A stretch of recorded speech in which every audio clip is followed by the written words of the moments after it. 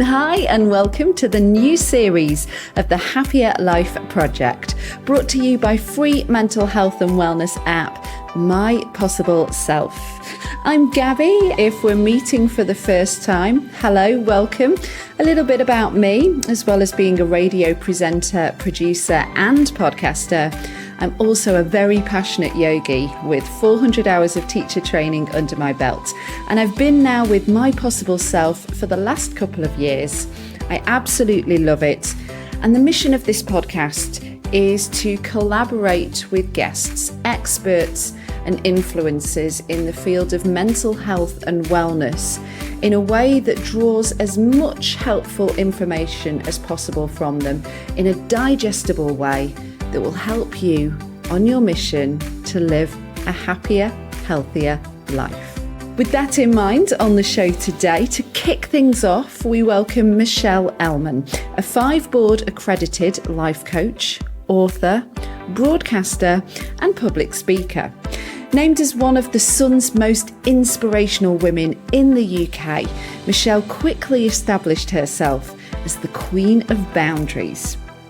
With a huge social following, Michelle's debut children's book, How to Say No, Setting Boundaries for Your Friendships, Your Body and Your Life, is the how-to when it comes to saying no to demanding friends, no to parties you don't want to go to, no to being tied to your phone, even no to unwanted hugs.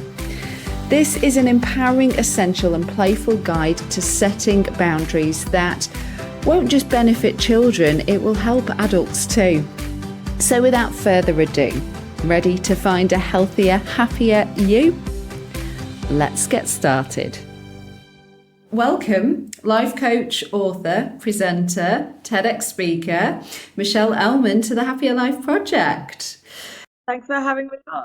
Oh, thank you so much for coming on. Being coined the Queen of Boundaries, there's no better guest to help us dive into this subject matter. Yeah, it's quite a compliment.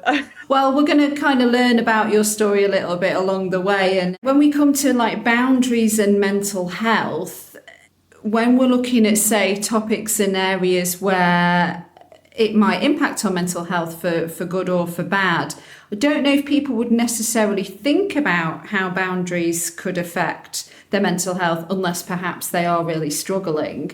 Do you think that as well, like with clients that you've worked with and stuff, that they might be like not very good at boundaries and that's why they're really, having a tough time? Well, I think boundaries is one of those words we hear all the time, but very few people actually know the definition of it. So I often start with that. And boundaries are simply how we teach others to treat us. So it is what is and isn't acceptable around behavior. And so if you are being treated badly consistently by the people around you, then you are going to struggle with your mental health. You will have an impact on your self-esteem. You can't be around people who treat you badly and think highly of yourself. And that's why the people around you really matter, but also you standing up for yourself and you saying no to that kind of treatment is crucial to a positive mental health. That's such a good sentence that you said about boundaries being how we teach other people to behave towards ourselves. Yeah, teach other people how to treat us. I think maybe sometimes the waters get muddied as well because it might not be we might not be intentionally being treated badly. I suppose this is where you've come in and taught a lot, especially in your books that I've been reading, because we need to implicate boundaries with people that are closest to us. It would seem that's where it kind of lies the most, whether that's family or friends or work colleagues. These are people within your realm, right?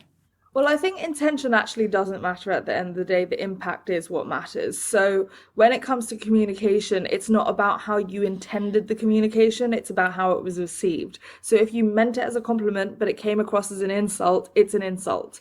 And therefore, when you set the boundary, it's not about whether someone was malicious or well-intended. It matters the impact it had and setting the boundary around that. So it's about how you want other people to treat you. And even if someone thinks it's a passive aggressive joke, but it's not actually a joke, I know a lot of people have experiences of jokes that aren't very funny. In those moments, it's important still to set the boundary because it's around how you want to be treated. And if you don't find it funny, then that's enough of a reason. But a lot of the time, we undermine our own boundaries because we think, oh, I shouldn't make such a big deal about it. I don't have a sense of humor. And usually we have these sentences in our head because they've been said to us that, Mm. oh, just learn how to take a joke.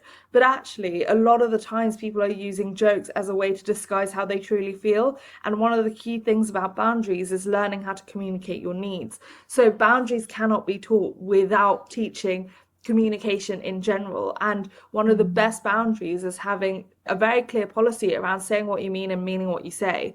And what you find is if you're bad at boundaries, you'll increase the amount of sarcasm you use, the amount of passive aggression you use, all of these indirect form of communication because you aren't able to communicate directly.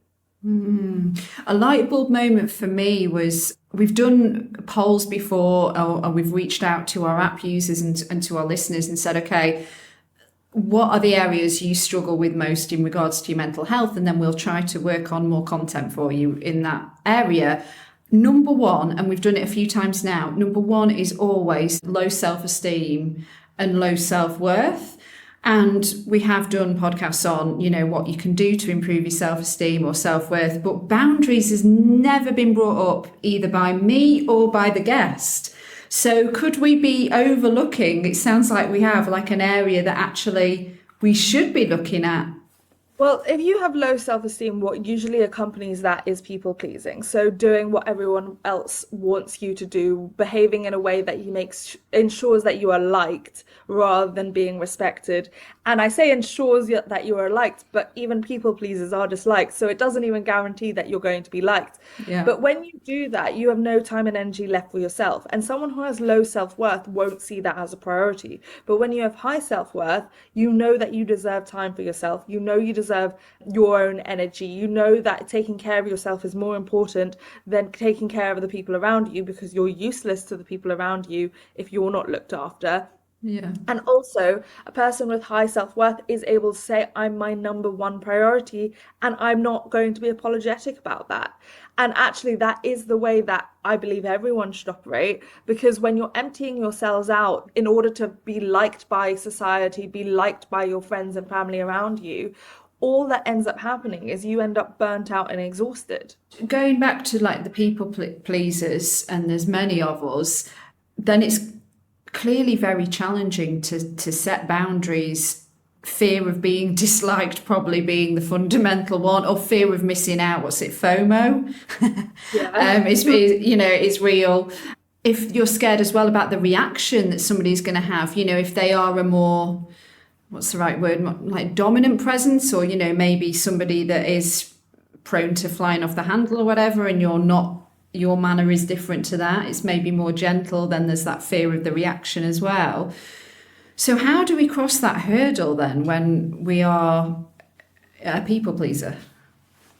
Well, I think you have to remember that their reaction or their response at all is not your responsibility. A lot of the times we have this narrative that if we change the way we set the boundary, they will react in a better way or they will be more accepting of your boundary. And it's just not true. If someone doesn't want to accept your boundary, they will react negatively. They will call you names. They will call you selfish. They will call you all kinds of names under the sun, harsh, mean, aggressive. These words are largely aimed at women more so than men, because if a man knows their needs and vocalizes it, they're told that they are confident, self-assured, and they know what they want. Whereas when women do it, it's very much, oh, she's a bit difficult to work with, those kind of comments. And I think it's actually just accepting that people in your life who love you for you aren't wanting you in your life for the amount that you do for them. And when you first set those boundaries, because it's different to the way you've interacted with people in the past, it absolutely can be shocking. It can absolutely end friendships and relationships because the person they've chosen to have a relationship with was a people pleaser. And when you first set boundaries, unfortunately, you start to realize that when you're a people pleaser, you tend to attract people who take advantage of that. And saying no is realizing that you're not actually going to lose anyone who should be in your life. You're actually just going to lose the people who are taking advantage of your niceness. And I think we have to remember that being nice in society often is going along with what everyone else wants, but it's your one life and you need to live your life according to you. And if that annoys other people, let them be annoyed. But that's not your emotion, or their reaction isn't yours to fix. You talk about processing your own emotions in regards to boundary setting. So, exactly did you mean by that? Why is it important? Well, I think a lot of the time it's perceived that boundary setting is that flying off the handle, say, like, and it's essentially the anger, the rage. Setting boundaries in the heat of the moment very rarely are healthy or good boundaries to set. It's usually used as a wall. So within my book, I talk about the difference between boundaries and walls. And what people think are boundaries can be used to push people away because they're scared, because they're in the middle of a confrontation and they feel like they're too vulnerable. So they put this wall up and it's F you and F this and I'm out of here. This relationship is over. That's not a boundary. A boundary is you giving someone a warning around a specific behavior, you giving them the opportunity to change, you reinforcing that behavior if it's repeated. And then if the boundary continues to be disrespected, that's when you end the relationship. But just flying off the handle and doing something out of your emotions will tend to lead to regrets because it's not you actually telling someone what you want. And ultimately, at the end of the day, people don't know your boundaries unless you tell them. People don't know what you're thinking unless you tell them. And so when we're in that vulnerable moment, it can feel really tempting to put that wall up and run away from the situation. But then that's not good communication and that's not setting a boundary. That's just being scared. And what about then when it's processing somebody else's emotions or maybe trying to shield yourself from somebody else's emotions? In your book, The Joy of Being Selfish, you talk about emotional dumps, where I really like the example you give is imagine each emotion as a heavy book and somebody's taken a whole stack and they've gone plonk on your lap and they've just, given you all this dead weight basically that's not yours. So this is an area that I will hold my hand up and say I really personally struggle with in terms of like if somebody is in a very, I will say the word shitty mood, then it will make me feel shitty, and or if somebody's really mad and being quite venomous and they're just, maybe it's not at me, but it's just they're releasing, then I will recoil and I will feel it emotionally and physically. Have you got any advice for anyone like me that can be violated, I suppose, by somebody's emotional dump that's not asked for, I use that analogy because I think sometimes you actually visualizing it as, no, I'm not going to carry this anymore, have it back, is what you need to think about when you go through those feelings. So whether it's walking into a room and you can tell someone's in a bad mood in the room and you're suddenly in a bad mood, visualize yourself in a bubble that cannot be penetrated. And I don't need to be in a bad mood just because they're in a bad mood.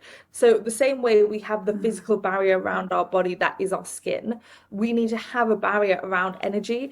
And you need to decide what your energy is. But a lot of the times it's people who are very highly compassionate that borders on too empathetic, that you absorb the people around you. But it's twofold. One, it's the understanding that you taking on board someone's emotions isn't helpful because it doesn't teach them how to manage their own emotions. But also you can't heal emotion that isn't in your body. And so actually absorbing a secondary emotion means it's just stuck within you because it's not in your life. It's not a problem you can solve. So let's say if someone just got fired from their job and it's your partner and you feel really sad for them, it actually is taking away attention from their sadness. And so they often don't get as much space to feel their own sadness. But also, if you're carrying their sadness for them, some people won't actually experience their own sadness. And so to actually view it as doing other people as a favor to let them have their own emotions, give them space for how they feel, but actually you don't need to feel the same way. That's the key understanding behind changing that dynamic. The thing that I do when I walk into a room and I notice a certain energy is I'm very conscious about maintaining my energy. So there are people in the room who have very strong energies. And actually being able to maintain your own energy is a skill that happens over time, and not being affected by the people around you. And that is a boundary where you aren't allowing people to have that power to change how you feel internally.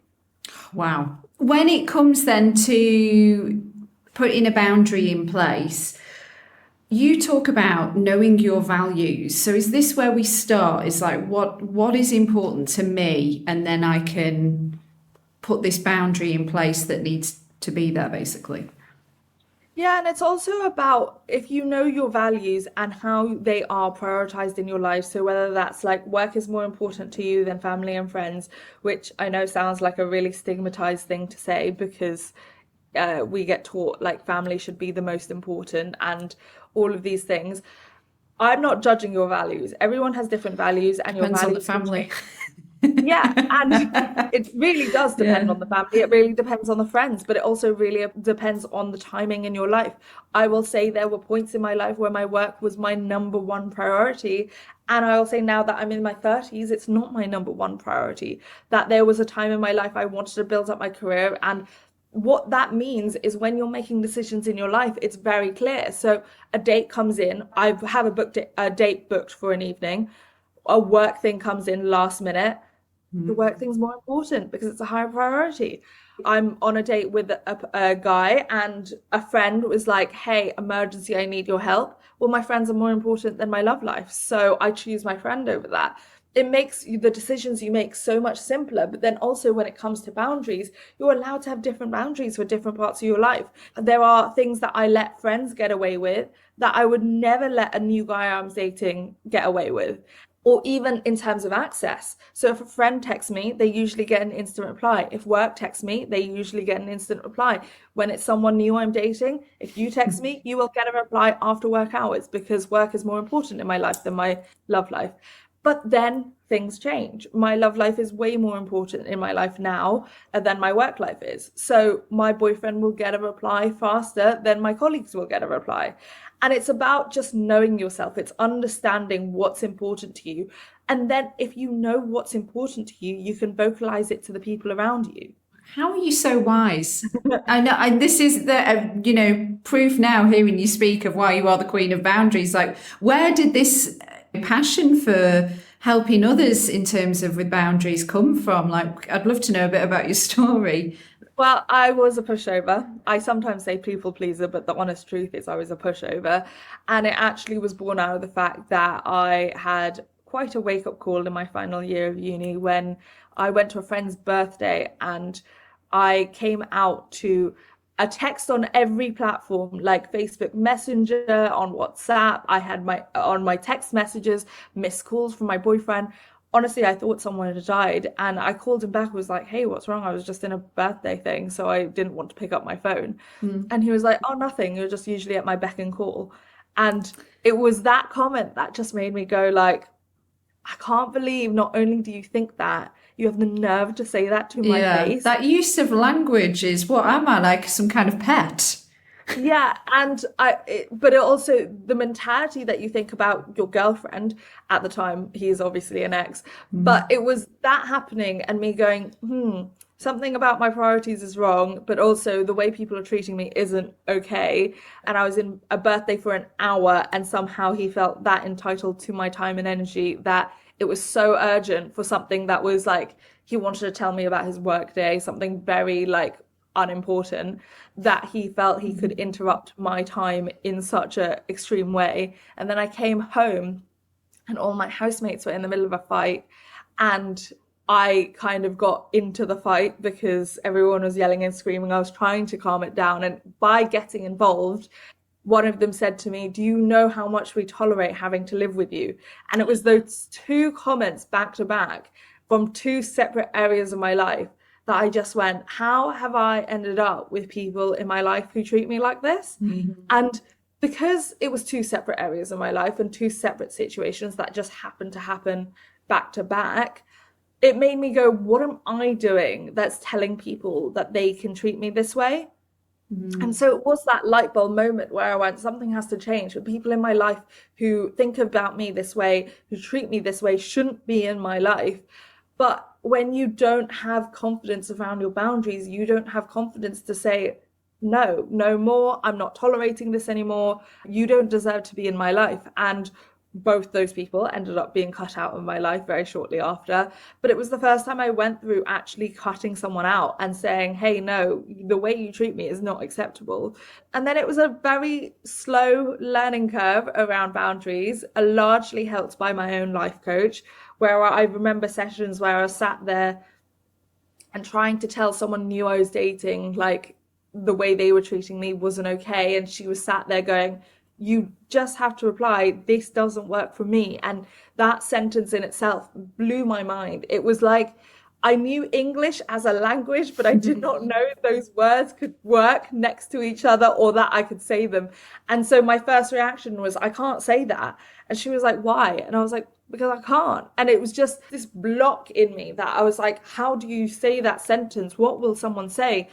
And the truth is, the only way you find out is by trying it. So I said it and it worked. And they changed the plan. I think it was something around where the date had been booked, or that he had booked it really inconveniently, or he'd called me at 2 o'clock in the morning. It was something like that was quite a common behavior in dating, but is also quite disrespectful behavior in dating. And I said it and he was just like, okay.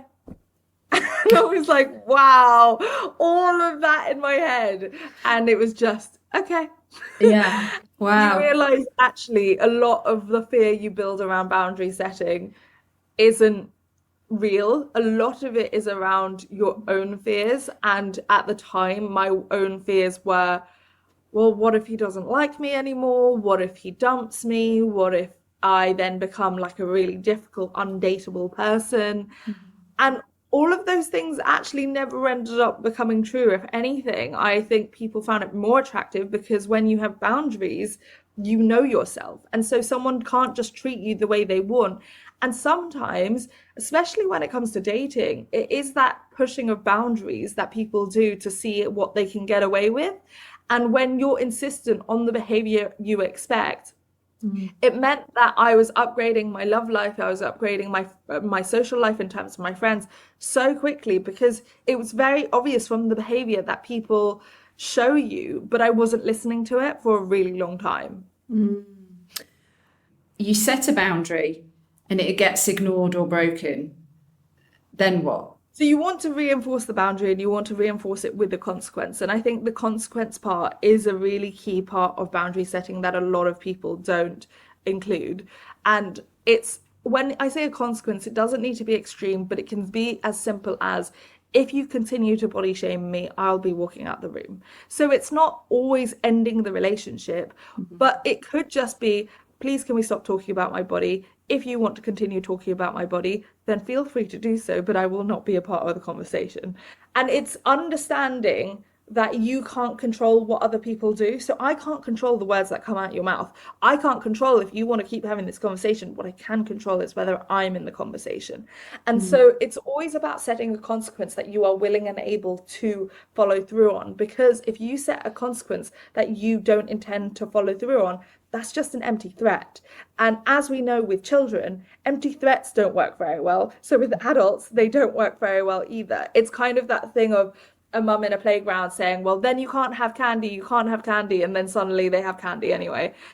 So it's actually, even if you have to set a lesser consequence, be it a lesser consequence that you actually follow through on. And so the reinforcing part is also that you can't just say it once. And especially if you're not someone who's used to boundary setting, the first time you say it, you will shock people around you. And it's not always malicious, but like the people around you won't always perceive it as, oh, Michelle's a walkover, I'll just keep doing what I want. It will just be, it's a different thing. I'm a little bit confused. Okay, well, let's just continue with the dynamic we've always had. And that's why you need to reinforce it, because it's basically you saying, I'm serious about this. And actually, with a child, so my latest book is a children's book on how to set boundaries. One of my friends has a child who's 10 years old who actually read The Joy of Being Selfish because How to Say No was not out yet. And she set this beautiful boundary with her friends at 10 years old in school. And I think it's the best example where she went up to her friend. Her friends were talking about one of their other friends.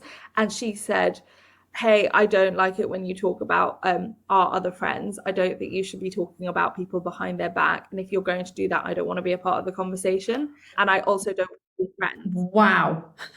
She was like, in the people I want as friends are people who I trust don't talk behind my back. Bearing in mind she's 10 years old. That is incredible. Were you already writing at this point How to Say No, or did this inspire you? No, this happened before. I think the story is even in The Joy of Being Selfish because it happened way before.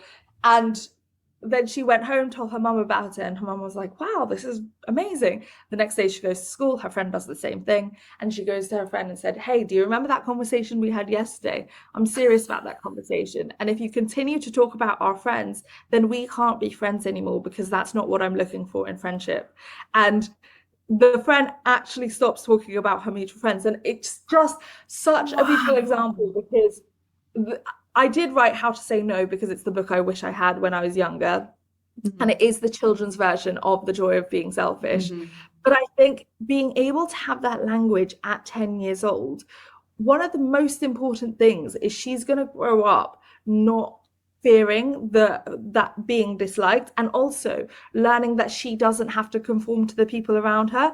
And what's really interesting is if I look back at my childhood, the kids who were most popular in school were actually the kids who never conformed, who were the kids who knew their opinions, knew what they wanted, knew their needs, and were very good at vocalizing it. And by doing that, she set a rule, she set a standard for her friendship group, and will go into adulthood with these skills that I so wish I had at 10 years old. I learned it later in life at 21, but people learn it a lot later in life. And I think it's never too late to learn it. But having it younger means that becomes your norm, and that's how you communicate to the people around you. And when I tell people that story, they're always like, wow, a 10-year-old can't communicate like that. They can if they get taught to communicate like that. Mm-hmm. If their parents are embodying the same language and the same conversation, a child learns that to communicate the same way. And if a parent is saying to them, you can do this, and this is how you tell your friends, then that's how they learn to communicate in friendship going forward. And it's just such a beautiful thing. That is an incredible story, and that girl sounds like she's going to grow up to be formidable. And yeah, speaking of How to Say No, I really, really appreciated it as an adult reading it. Never mind, like, I know the demographic might be aimed at like your school kids, even your college kids, but I think adults could really learn a lot from the book as well. Was that intentional with you? Well, it all came out of the fact that when The Joy of Being Selfish came out, a lot of my followers asked me, can I share this with my child? And they'll say, like, my child is 11 years old, my child is 13 years old, can they read it? And I never felt comfortable saying yes or no, because I do think that's a parenting choice. And it depends on your individual 11-year-old. Some 11-year-olds talk about sex. Some 11-year-olds have no clue what sex is. So I didn't want to then be this surrogate parent telling you whether your child could read a book that it had a section on sex and dating. And so I basically thought the best idea was to write a book that is aimed at that age range, that might not feel like sex or kissing is an appropriate conversation. How to Say No does touch on kissing and consent, but that's as far as it goes. And so I started working on a children's book, and actually went to my agent, was like, everyone seems to want a children's version of this book. I've never written children's. Should we just go for it and do it? And it's turned out very successful. So it's also that proof of you should try something new, even if you've never done it before. Well, just kind of simplifying, I suppose, a bit the messages, but still really hitting home. Like, I did kind of bookmark a few lines, which I just loved, like, being respectful is a way to earn respect. Yeah. I loved the way you phrased that. Well, I think also because the book is called How to Say No, and even when I gave it to my nephew who's 6 years old, he was like, "Why do I need to learn how to say no? I already know how to say no." And I was like, "Just you wait." And my sister looked at the cover and was like, "Oh, thanks for that. Don't really need my children saying no anymore. Yeah. They say no quite enough." And I was explaining to parents like my sister, it's not just about how to say no, but it's about how to respect other people's no. And if you teach them that they can say no, then you can also teach them you need to listen to me when I say no. And it's about having that mutual respect and teaching that boundaries goes both ways. Absolutely. Teachers aren't always right, and you aren't either. Yeah. I was just like, yeah, this is absolute gold. And then you really made me think of my nephew who's about to turn 8, with the bit on I don't do hugs. Because he doesn't really like to do hugs, but he's so cute. Grown-ups just want to hug him, and he always kind of lets you, but you can tell he's not really into it. So I really appreciated that you actually addressed that and then gave some options like doing a fist bump. Well, that's very much thanks to my middle nephew. So my middle nephew has never liked hugs and never wants to give me a hug. But as soon as I go, okay, it's usually when we're saying bye, and his mum will be like, "Give Auntie Michelle a hug," and he will never want to do it. And I always go, "Well, how about a high five?" And then he'll give me a high five. And he likes high fives, he likes fist bumps, he just doesn't like hugs. And I think we know adults like that. And you would respect Yeah. it if an adult said to you, "Oh, I'm not a hugging person." But you don't respect it when it's a child. Well, then what do you think that teaches when it comes to consent? Because if they have to endure being uncomfortable, if they have to endure something that doesn't make them feel good, then when's the line of, "Oh no, this is a time when you speak up, but this is a time when you have to stay silent"? Your year of no. Was that in part of the research for the book, or was that something that you just felt compelled to do for your growth? Uh, I probably started learning about boundaries when I was like 21, and it was probably when I was 22 I decided my year of no.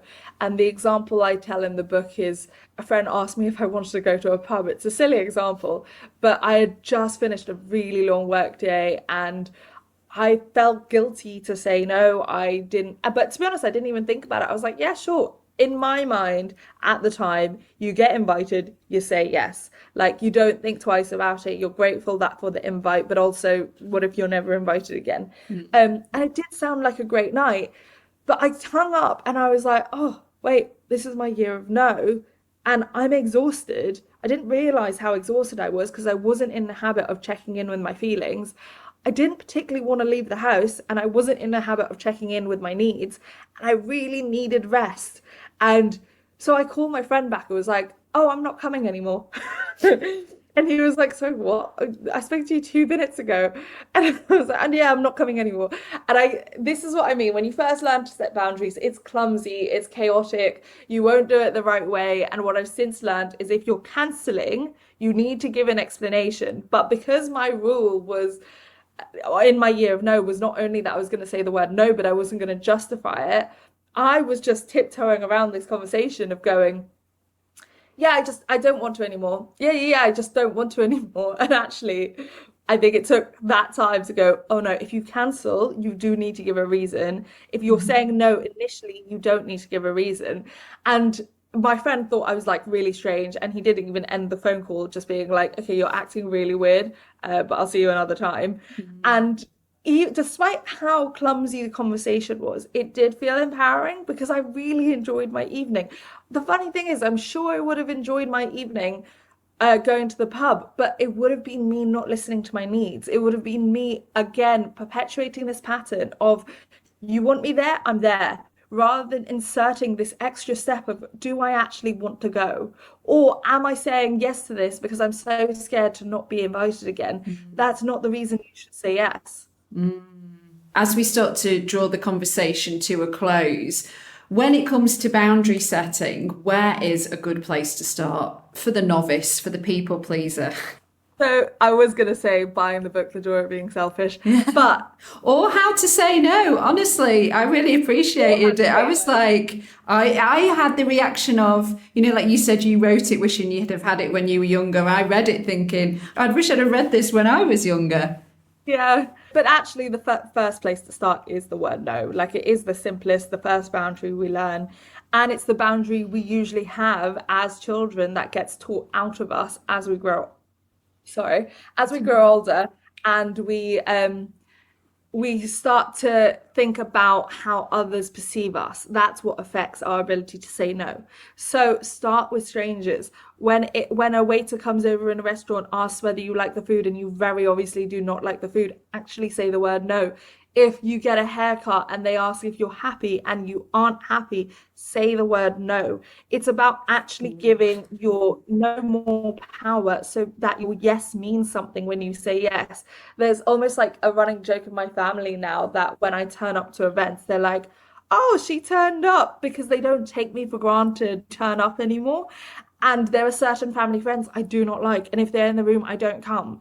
And I don't try to control who my parents are friends with. I don't try to control who my parents invite to parties, but I do get to control which rooms I am in. And so when I turn up now, even my friends make this joke of like, Michelle actually wants to be here when she turns up because she'll tell you no. Like, but it's a good thing. It's a really great thing because it means that your attendance isn't taken for granted and people actually appreciate you turning up because you want to be there, not because you feel obligated to be there. And this is why they call her the Boundaries Queen.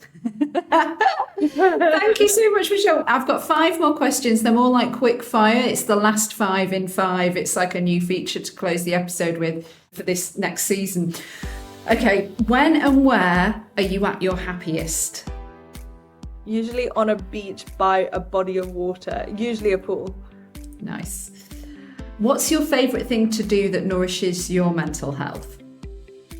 Probably binge TV shows. Grey's Anatomy is a forever favourite, but at the moment I am binging Love is Blind.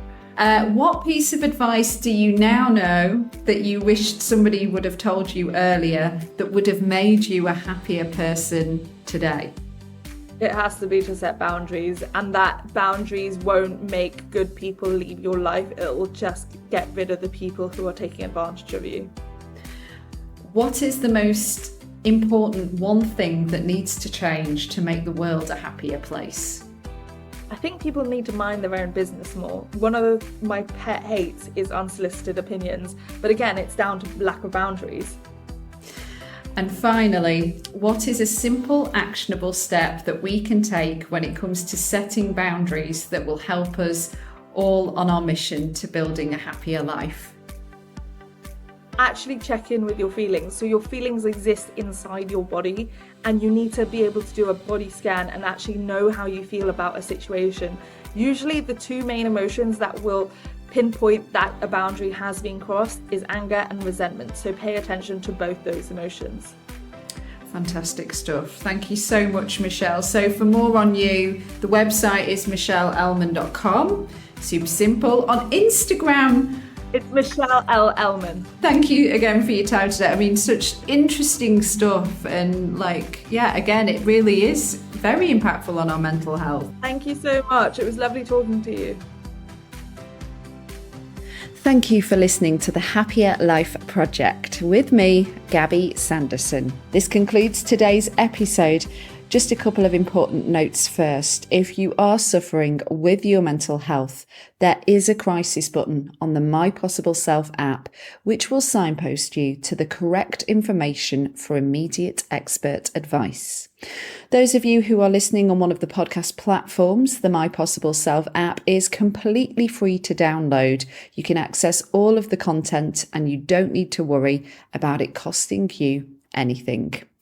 The views expressed in this podcast are solely those of the interviewer, which is me, and the interviewees. The content of this podcast should not be considered as a substitute for professional or medical advice. The Priory Healthcare are not involved in the production or content of this podcast.